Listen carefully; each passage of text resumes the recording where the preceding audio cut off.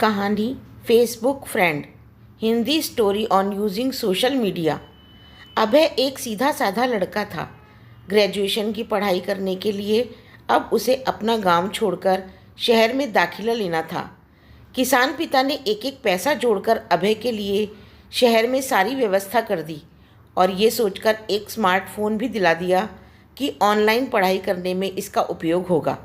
स्वभाव से अंतर्मुखी अभय को अब अपने सपनों को पूरा करने के लिए बहुत मेहनत करनी थी। अपने संकोची स्वभाव के कारण वह शहर के बच्चों के साथ उतना घुल मिल नहीं पाया और दोस्त बनाने के लिए उसने सोशल मीडिया का सहारा लिया। ऐसे ही फेसबुक पर उसी शहर के मयंक नाम के एक लड़के से उसकी दोस्ती हो गई। मयंक का प्रोफाइल अभय को बहुत पसंद आया था। दोनों के बीच मैसेजेस का आदान प्रदान होना शुरू हो गया। पढ़ाई के लिए गए फ़ोन का प्रयोग अब दोस्ती और मनोरंजक वीडियोस देखने में होने लगा। यहाँ तक कि क्लास करते हुए भी अभय का ध्यान मोबाइल स्क्रीन पर ही लगा रहता। मयंक और अभय की दोस्ती भी गहरी होती गई। यहाँ तक कि मयंक कई बार उसका फ़ोन भी रिचार्ज करा देता। देखते देखते उनकी फ्रेंडशिप को 2-3 महीने बीत गए, पर अभी तक उनकी एक भी मुलाकात नहीं हुई थी। फिर एक दिन मयंक ने अभय को एक जगह बुलाने के लिए कॉल की। यार, एक बहुत अच्छी अपॉर्चुनिटी है, तू सुबह 10 बजे व्हाट्सएप किए पते पर आ जा। अब पढ़ाई के साथ साथ तू हर महीने 5,000 रुपये कमा भी सकता है और इसी बहाने हम दोनों पहली बार फेस टू फेस मिल भी लेंगे। अभय की तो खुशी का ठिकाना ही नहीं था।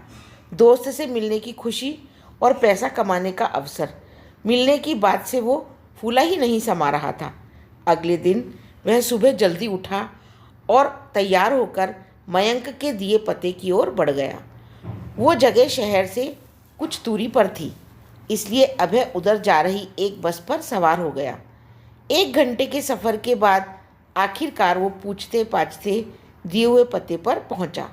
अभी वह दरवाज़ा खटखटाता कि इससे पहले एक कार उसके पास आकर रुकी। उसमें से 45-50 साल का एक अधेड़ व्यक्ति बाहर निकला और बोला, सुनो बेटा, क्या तुम्हारा नाम अभय है?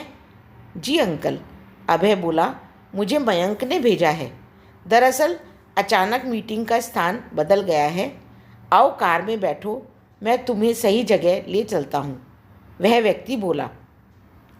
अभय फौरन कार में बैठ गया और वे लोग आगे बढ़ गए। व्यक्ति ने अभय की केयर करते हुए उसे पीने के लिए एक फ्रूटी दी। फ्रूटी पीने के करीब 3 घंटे बाद जब अभय की आंख खुली तो उसने खुद को एक पार्क में लेटा हुआ पाया। उसे पेट के एक तरफ काफ़ी दर्द महसूस हो रहा था। मोबाइल और पैसे भी गायब थे। कुछ देर तक तो उसे समझ ही नहीं आया कि वो आखिर कार से यहाँ कैसे पहुँच गया। फिर उसने शर्ट उठाकर दर्द वाली जगह देखी तो वहाँ एक चीरा लगा हुआ था। अभय का दिल तेजी से धड़कने लगा। वह समझ चुका था कि उसके साथ कुछ बहुत गलत हो चुका है। वह फौरन भागकर डॉक्टर के पास गया, पर डॉक्टर ने जो बात उसे बताई उसे सुनकर उसके पैरों तले ज़मीन ही खिसक गई। उसके शरीर से एक किडनी गायब थी।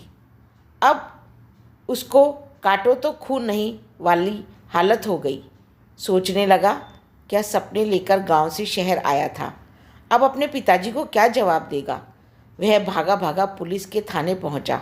वहां जाकर तो उसके सामने डिजिटल दुनिया की सारी सच्चाई सामने आ गई। यह जो फेसबुक पर मयंक का प्रोफाइल था, वह कोई युवा नहीं बल्कि वही अधेड़ व्यक्ति था जिसने उसे कार में बैठाया था। वह आकर्षक अकाउंट बनाकर अभय जैसे लोगों को जो सफलता शॉर्टकट में चाहते थे और ऐसे छलावे पे विश्वास करते थे, फांसता रहता था। फिर धीरे धीरे पर्सनल लाइफ में घुसकर उन्हें नौकरी का झांसा देकर बुलाता। उसके बाद शरीर के अंगों की चोरी करता था। ऐसे कितने सारे केसेस उसके नाम थे। सोशल मीडिया पर सोशल ना होकर अगर अभय वास्तविक दुनिया में सोशल होता तो शायद ऐसी नौबत ही नहीं आती। स्क्रीन के पीछे का सच अब आईने की तरह साफ हो चुका था। इतनी बड़ी ठोकर लगने के बाद अब उसने मोबाइल स्क्रीन पर अपना समय गंवाना बंद कर दिया। वास्तविक और आभासी दुनिया के बीच का फ़र्क अब उसकी समझ में आ चुका था। पर बहुत कुछ खोने के बाद दोस्तों, ऑनलाइन वर्ल्ड में किसी पर आंख मूंद कर विश्वास करना आपको मुसीबत में डाल सकता है। इसलिए सोशल मीडिया और इंटरनेट को का प्रयोग पूरी सावधानी के साथ करें, ताकि आपको कभी अभय की तरह पछताना न पड़े। यदि यह कहानी आपको अच्छी लगी तो इसे लाइक, सब्सक्राइब और शेयर करना ना भूलें। धन्यवाद।